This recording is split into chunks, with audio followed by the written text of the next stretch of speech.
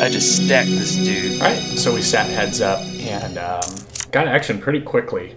This guy min 3-bet us. And we do want to build a big pot, so I'm going to put some money in here.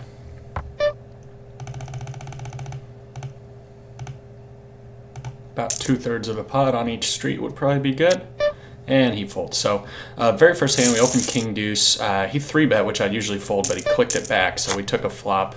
Flop trips. I'm guessing it was an ace high type hand, given that he called the flop. Possibly like jack 9. I have no idea what this guy likes to 3-bet yet, so we'll see how he continues to play. Now he makes a legit 3-bet. Ace deuce is not strong enough to defend against a 3-bet. Even though he's now 3-bet both our opens, we're going to try and get a feel for this guy before we start doing anything crazy. He just open limped. So, whoa, that's not what I meant to do. How'd that happen? How do you, oh gosh. We'll check here. How do you get this small again? Too big. There we go. We have jack high. I don't think it's going to be the winner, but I do want to see what he's limping. And it is the winner. It's hard to win on that board. It has to be a 5-6, 4-6 type hand, maybe 9-6. I do want to see what type of hands he's willing to open limp. 9-10. So limping 9-10 on the button, way too strong to limp. So not very aggressive on the button, though he loves to 3-bet every hand. Here we have a pair and a flush draw, and he likes to bet some, so we'll try and give him that opportunity. See if he'll pay off 50 cents here, and he does. Oh, he got a pair of sixes. He checked back a pair of sixes twice. Interesting. So definitely a soft spot. We will open our king here, but if he continues to 3-bet us every hand, we're going to have to figure out how we want to do that. I'm going to check this back. I'm not going to call this river. Please bet $6. I'd love if this is okay. I'd love if this was that fish we played yesterday who just like 3-bet literally or potted every single river regardless of what he had. Okay, we'll sit there. Trying to get these the same size. Ace 9 will open. I will defend against his 3-bet if he decides to 3-bet again. Scale this down a little bit. Actually, right now, scale it up so everyone can see a little better. Flop middle pair. Not going to be folding this flop. Though that's a pretty big bet. He overbetted. Now we have trips with a spade. I think we'll check raise this and bet the river. He has a flush. He did overbet, so I'm a little worried, but I'm never folding. If he puts in another raise, we'll just blast it in. Huh. That's an interesting card. So all 9s make a straight. He could have a flush already. It's possible, though unlikely. I'm going to check. Maybe he'll bluff some hands. We're going to win when he checks that back. I think I should have bet like $10 and fold. I'm just not good at folding. If I put in 10 and he shoves for 25, I have a hard time figuring out that situation. Obviously, we're going to be 4-betting this and calling it off. That's a pretty big 4-bet, so I hope he jams. He does not. So if we bet, we'd have to call it off. I think we're going to be done with this hand, as weak as that sounds. I don't like giving up free cards. Ooh, that's a good card for us. Now I'm considering jamming. And I think we're going to do it. Uh-oh. King? Uh-oh. Hey! 3 outs! He's not going to like that. That was sick.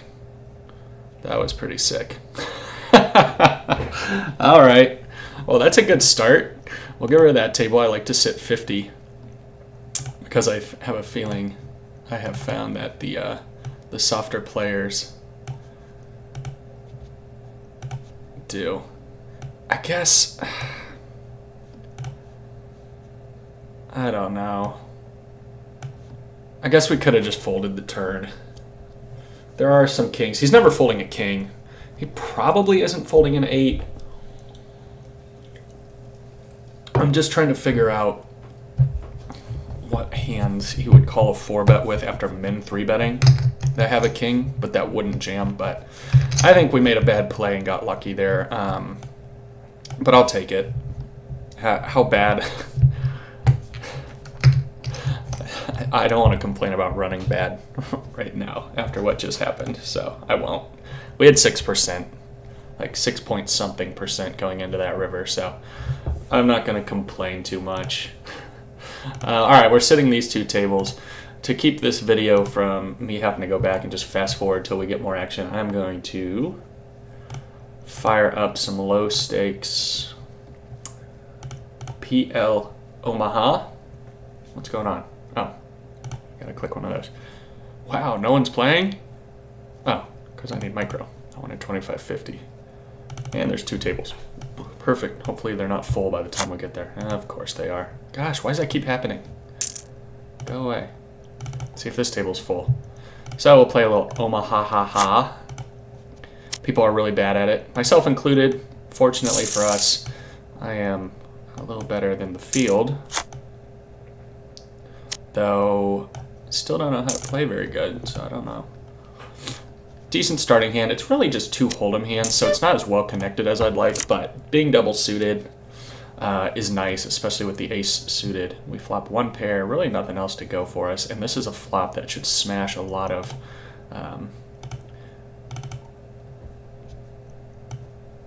starting hand ranges. The queen 10, king 10s, the hearts all have a ton going for them, so you know, I'm not really interested in this pot unless we were gonna turn trips or maybe a good two pair, but we're just gonna try and get out of here. We did have top pair. Maybe I should bet. We have top pair. We have a backdoor straight draw. But not super interested in it. I don't really want to lead and get raised by this guy's small stack, so we're going to give it up. One pair's not very strong. Now, he can have all sorts of... He doesn't necessarily have to have a straight, though there are two obvious ones, queen 10 being more obvious. But he could have just a flush draw, but I'm not going to try and like call him down and play some guessing games with him, so we will let that go. Double suited hand again. This one's even weaker. The last one wasn't super weak. And on the button or in an unraised pot, I probably would have raised that last one. This one's not super strong. Queen 9 can make a straight, 5-3 can make a straight, clubs, and the hearts obviously can make flushes. Problem is, this is the third nut flush we're looking at, and this is just a bad flush in general. We are going to see a flop here. I'm more interested in making a straight or like a weird boat or something than making a flush and trying to get all the money in. But kind of is what it is. We are actually going to lead this. So we have an open-ended straight draw, backdoor flush draw, and a front door bad flush draw. So our hand, as weak as it started, has some decent possibilities. But like I said, I'm really hoping for the straight over anything else. I'd love like the two of diamonds to roll off, giving us the nut straight, where maybe we could get it in a free roll situation, having those clubs. Or the two of hearts rolling off would be okay. I'm not like in love with seeing a club, though against this guy's stack size, it might be tricky to get away from. I guess we could just like check call or something. And now we have a pair, a straight draw, and a flush draw. I think we're pretty well committed. I'm just going to slam pot and call it off. That's unfortunate. Now we need to check fold the river, and I expect to see aces up almost always, though every once in a while he'll have some really weird hand and we win, but we're not calling if he shoves, and I expect to see an ace most of the time. He had a set of fours. So bottom set's not super strong, obviously, but when you start the hand with that little amount of, I guess we'll just overlimp here. That three of diamonds is kind of making the hand worse. Now we do flop top set and second pair. That's kind of unfortunate because I'd like them to have a set of nines, and us holding a 9 makes it unlikely. Now we are holding one of the flush draw outs, which is good.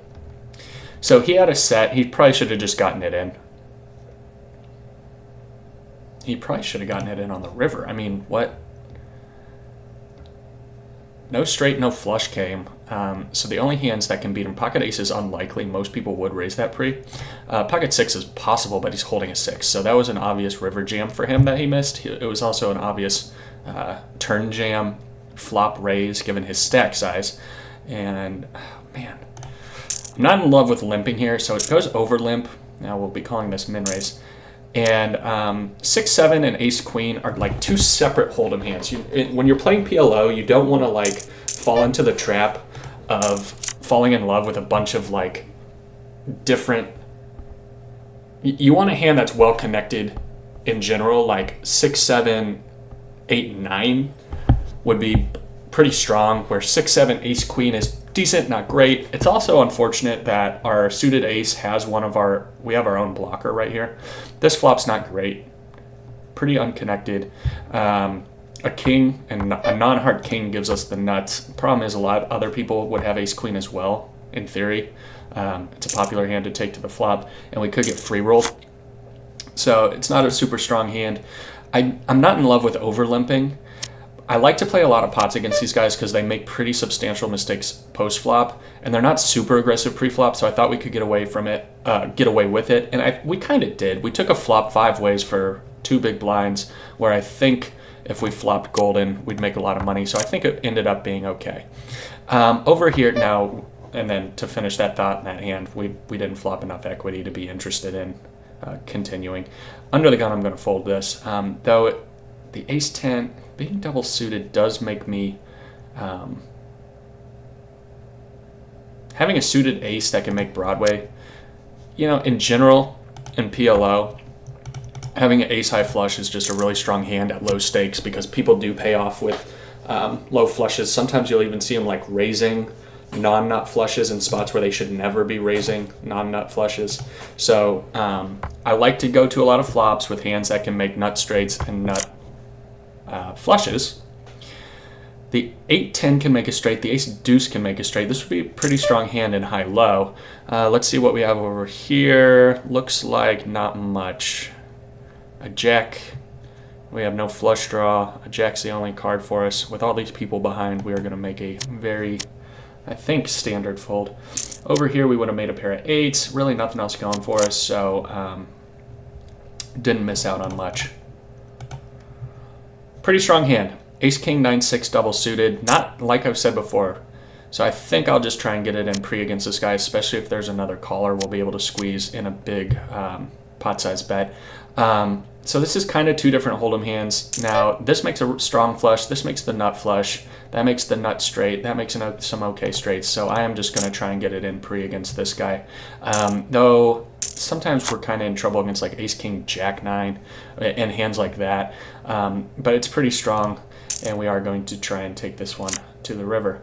There's a pair of kings and a pair of 9s. Let's see what happens. I think we're going to take that with 2 pair, and we do. So he had ace, ace, king. No, he didn't have a king. We had the king. He had aces, jack 6 with a suited ace, so our diamonds were no good. Fortunately for us, it was not an issue. 8-9 jack is okay. The 3 is ugly. The 8-3 is not a good flush draw. And we flop gut shot. 6 gives us the nuts if it's not a diamond. But I'm not super interested in this pot if anyone wants to take it. Did we flop a pair? No, no pair. Just a gut shot. So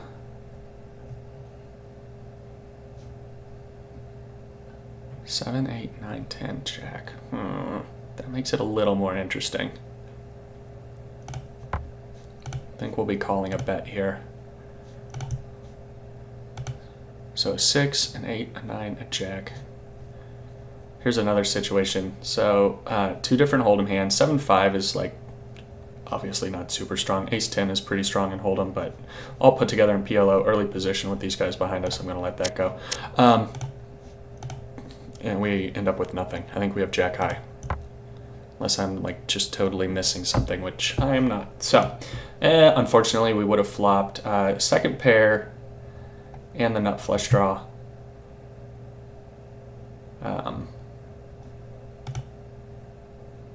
But not too bad. Hey, and we get some heads up action right on time. No, he left. Nope, he's back. Nope, he left. He's probably opening tables and sitting, looking for a guy who has less than 50 maybe? I don't know. Weird. And he comes back and he's gone. I would think like maybe it was a guy messing with me, like that guy I beat a little bit ago that I 3-outered. but you can't tell who's on table, so it's definitely not someone messing with me. I'm going to run real quick, take a quick break before we get heads up action, so hold tight. We're going to hit sit out next hand. Unfortunately, that's going to make me miss the blinds, but I'll be right back.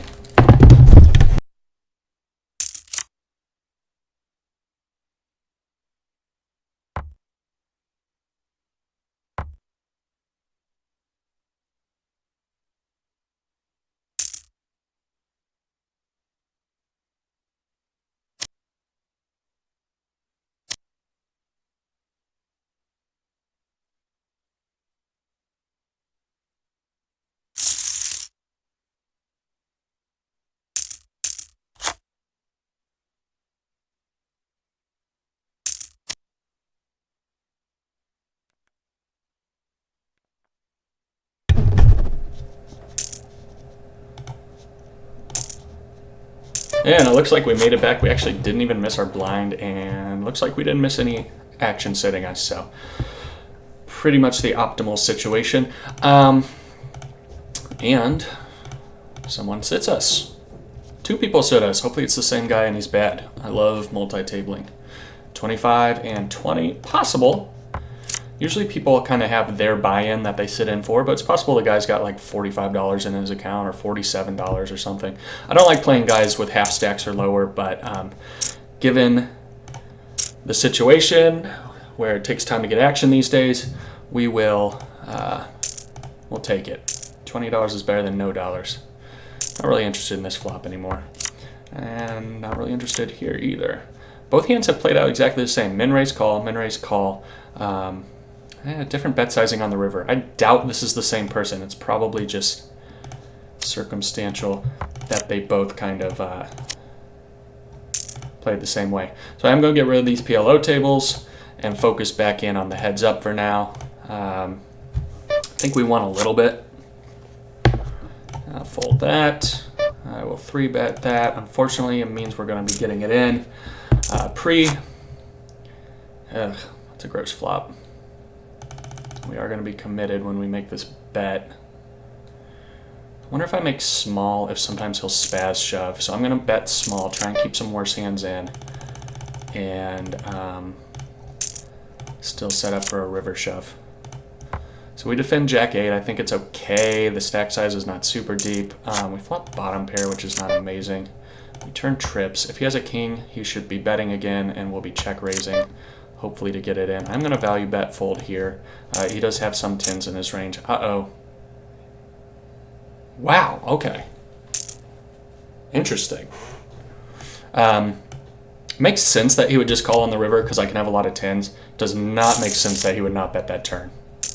I had no fear of seeing a better jack, obviously, because all the better jacks except ace jack were boats, or at least the likely ones, or straight jack 10. So it doesn't really make sense for him not to bet the turn when he makes trips top kicker. He has the what do we have going on here? Let's check back. It's not a great card. It shouldn't be too bad for us, but I'm trying to figure out what hand he could have that we beat that would call flop. We have ace high, which gets rid of some of those combos. 9-10 wouldn't call. We're going to call here. I'm going to let this go. So now we have a pair nut flush draw. This hand's okay.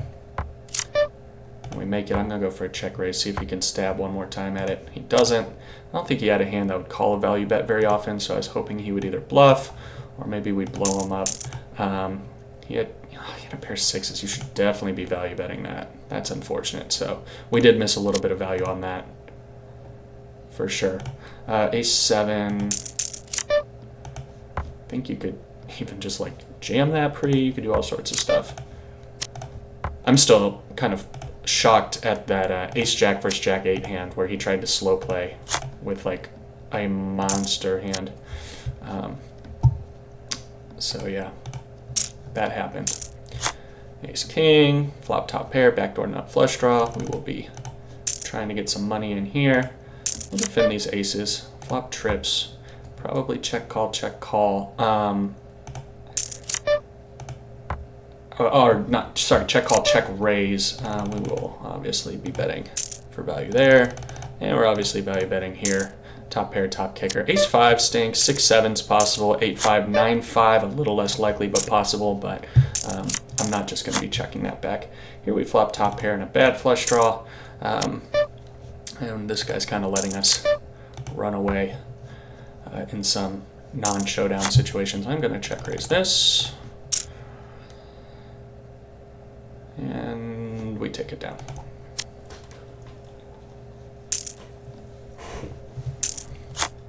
$3-10, I can fold, king 6, we'll min raise, his stack size is getting small. This is the real reason I hate playing $20 and $25 stacks, and especially $15 stacks. We're now in a situation where the most we could have won was 20, and now we've played a few hands. I'm gonna check that back. We've played a few hands, and the rake is just eating us up. There's just like no money left. I should have raised that pre. I was kind of focusing on my thought. And you could call here. I think we'll find some spots that are just more clear cut. I'm not going to call with king high here. Let me double check, make sure it is just king high. It is, so we'll fold that. So he started with 20. He's down to 17. I'm still at 50. So we've already lost $2 or $3 in rake, about 2 something. And this is a bad situation. The most I can win now is 18, and that's if I do it quick. On the flip side, you know, this guy can win as much as I'm willing to play him for, and given how bad he is, I'm willing to play him as long as he wants. So, kind of a bad situation for us. And we turn top pair. We are going to be committed against that stack size. Obviously, we're committed flopping a flush here. We're going to bet pretty big the whole way. That'd be sweet if he had an 8 and he was going for the call down. He has a huge nit, so it's quite possible he would not lead an 8, and we're going to take that down with a flush. I assume if he check called a hand that beat us on that board, that would be truly astounding. He flopped, so he called a raise with 10 deuce, flop top pair, and he went for the call down. I think pre-flop, terrible. Post-flop, when you flop top pair, heads up against a somewhat competent, aggressive opponent, I think strapping in on this board's okay. Because they'll be bluffing pretty often all the way through the river. What's going on here? Well, min raise, please jam.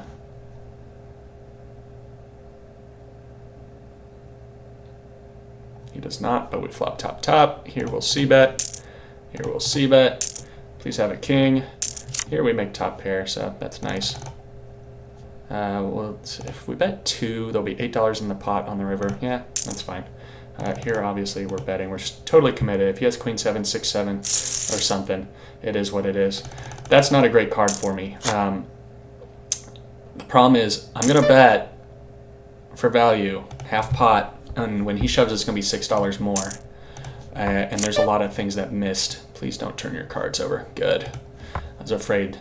There's just so many guys that are way too nitty at heads up. They don't know better than to raise their trips. So I've been like nit rolled so hard this week, like in 15 different spots. All right, we'll jam 4s on you. It's got $4. What's he got? Jacks. All right, 4-ball. Gonna need that 4-ball. Gonna need that 4-ball. There it is. We are running hot today. We 3-outed that first guy. We just 2-outed this guy. Unfortunately, it's for a tiny stack. So I've been running really bad lately. Today, it looks like it is turning around. Let's just commit ourselves to this pot pretty much right away. Maybe he'll rejam. He doesn't. We win 50 cents right away. Downside is ace king's pretty strong. I would have liked to get that in at some point. 6 deuce we can fold, and we'll sit out of that. This video is going on a half hour long. Actually, it's a little shorter. It's only at 25 minutes, but I think we'll just make it a shorter one. I'm going to click this back given the stack sizes. Hope he spazzes it in. He doesn't. But the money is pretty much going to go in no matter what. We'll bet pretty small and see if he'll spaz it in with ace high. He doesn't.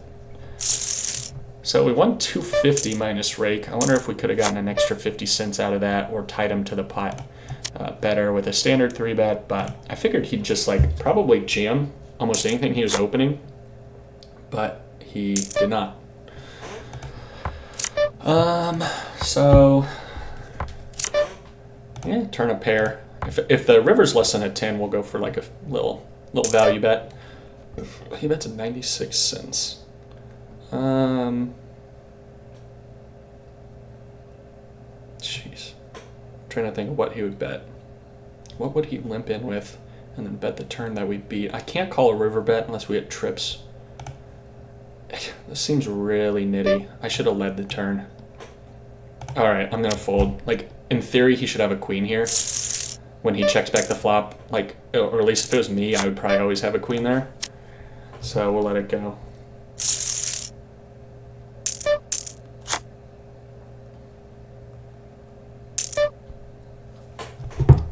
King high. I thought about jamming. All right. Yeah, maybe I should have let him bet there too. But I like my red line going up, so that's fine. Fold that.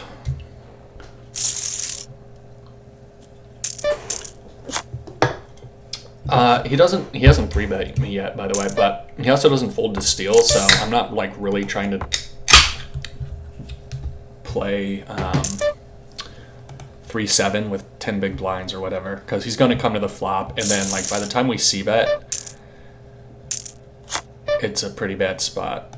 I'm just going to jam some of these kings and ace highs.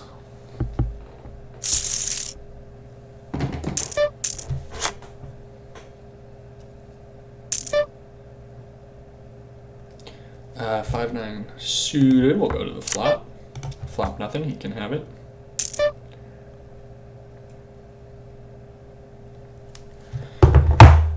Right. No pair, no straight draw, no flush draw. Yep, it's all yours, buddy. So he's still limping buttons with his pretty small stack, which I think is like, I guess it's okay. Though he should probably be at least min raising. I think he doesn't want to risk $1 because he knows I'm going to jam on him with like any ace, any king, which I am, and I'm about to. Nope, he folds. Or the more likely situation is he's just kind of clueless. Please jam. Dang it. He's just kind of clueless.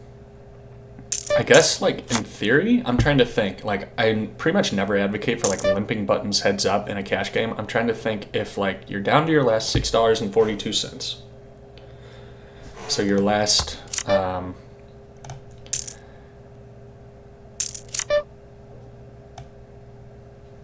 interesting. Yeah, he probably has a 7, I'm guessing. Okay, yeah, and he raises. I'm trying to think of what he would call with on this flop.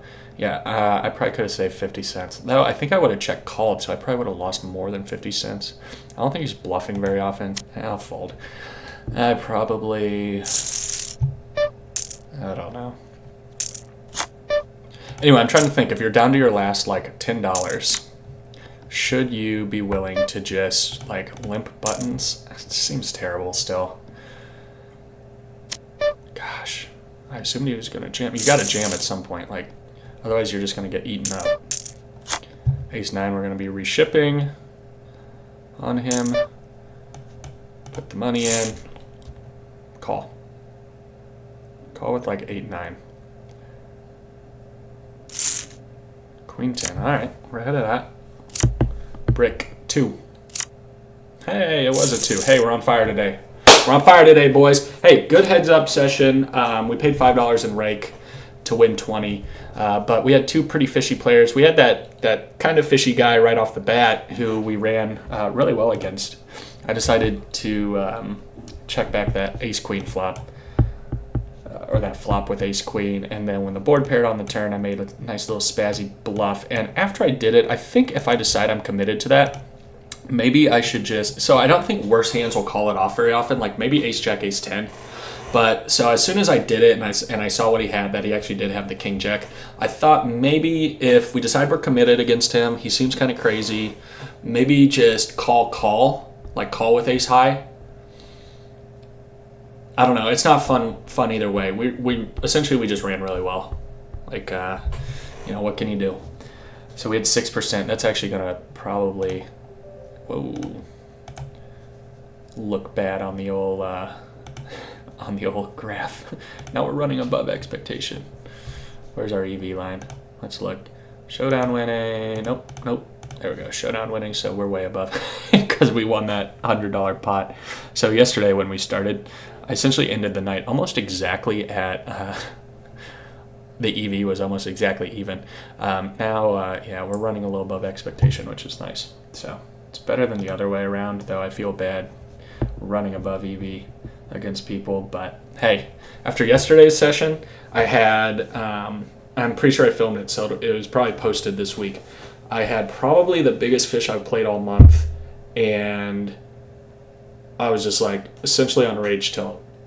He like potted, like full potted, like all the time. He never folded to c-bet. Like almost literally 0% fold to c-bet. Made no sense. So like the board would be like ace king 3, and I'm like, what? Like, how are you? And he's calling with like 7-4 and like 5-6 and stuff.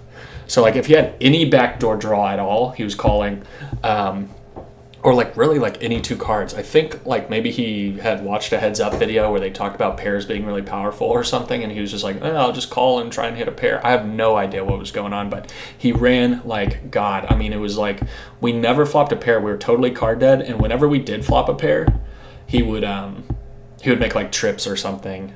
Or like if we had like a decent ace high, and like I'd seen him bluffing a couple times, he'd showed a couple bluffs, like he'd bluff the river and like he had trips, or we had a pair and he had trips. It was like every single hand I was going crazy. So it was nice to make up some of that run bad today.